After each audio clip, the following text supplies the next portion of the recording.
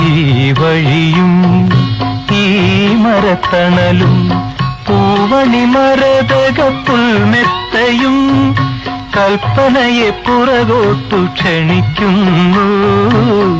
കഴിഞ്ഞ രംഗങ്ങൾ തെളിയുന്നു. ഈ വഴിയും ഈ മരത്തണലും പൂവണി മരതക പുൽമെത്തയും കൽപ്പനയെ പുറകോട്ടു ക്ഷണിക്കുന്നു. കഴിഞ്ഞ രംഗങ്ങൾ തെളിയുന്നു.